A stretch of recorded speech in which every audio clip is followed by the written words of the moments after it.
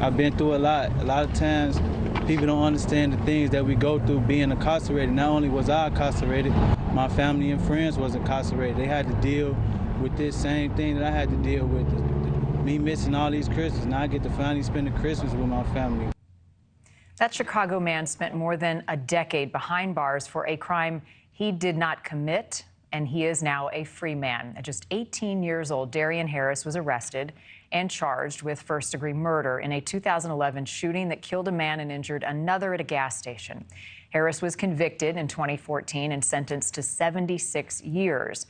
His family always maintained his innocence. About 4 years ago, the Harris family started pushing the AG's office to review the case after it was discovered the state's key eyewitness was legally blind.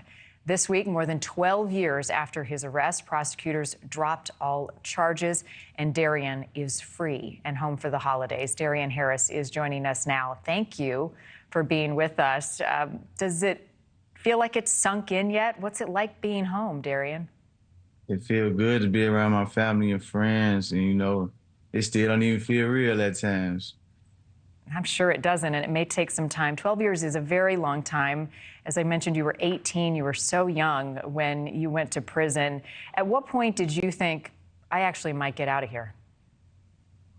When I was in the cell with my mentor, Samuel Kareem, he taught me the law. And once I learned the law, that's when I really went into effect, and I knew that I would maintain my innocence. And I just kept on studying that law and kept on being in them books, but I also had to grow up and become a man as well to understand life as a whole.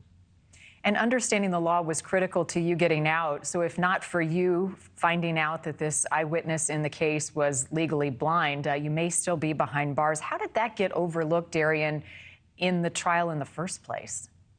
The state's attorney withheld it. He told us, he said he made the state's attorney aware he was legally blind. Well, he had glaucoma, and the state's attorney withheld it, told him his medical was private, and as he was being questioned about his ability to see because he's a diabetic, he started stuttering, looked at the state for an answer. My lawyer said, Your Honor, we asked him to look at us so he could stop looking at the state for an answer, and the judge directed him to answer. And he said, no, I don't have any difficulty seeing. When in fact he did. He was legally blind. His vision is 20/800. Can't even see 5 feet in front of him, but he said he witnessed it 80 feet away at night. It's physically impossible. Wow.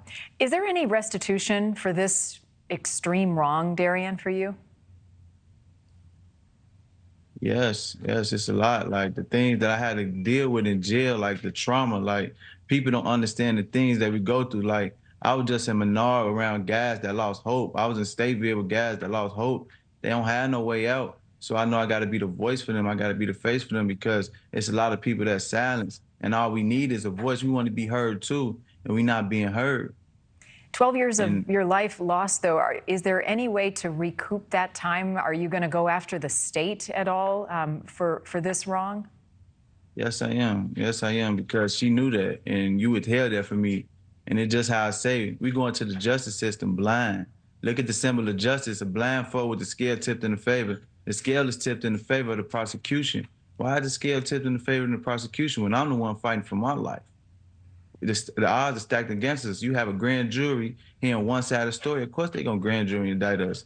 We're supposed to be judged by a jury of our peers, but you got 12 people on the stand that never stepped foot on the east side of Chicago, the south side of Chicago, the west side of Chicago to understand our life and how we come up. When I was in Menard, they say, oh, just because he's blind don't mean you didn't do it.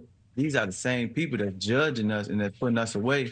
We don't have a chance, but I want to be able to change legislation and give us a chance because we need a chance. We all deserve a chance. That's our right. Right. And you want to give other people that chance. I understand now that you are free, you want to become a lawyer, you want to work on cases of others who are wrongfully convicted. Tell me about your plans. Yes, I'm going to law school because I have guys that's wrongfully convicted like Cordarius Lawrence, Kevin Watson, Triandis Robinson, Michael Sullivan, Darnell Wilson, Armand Poole, Mark Scott, Raymond Youngblood, Raphael Kennedy, Lester Owens, Rico Clark, and all these people has corrupt police officers that's still on the force that's been sued. They got lawsuits pending on these officers for millions and millions of coercive witnesses and tampering with witnesses. And people don't understand the fact that if we got all this evidence, why are we still being held?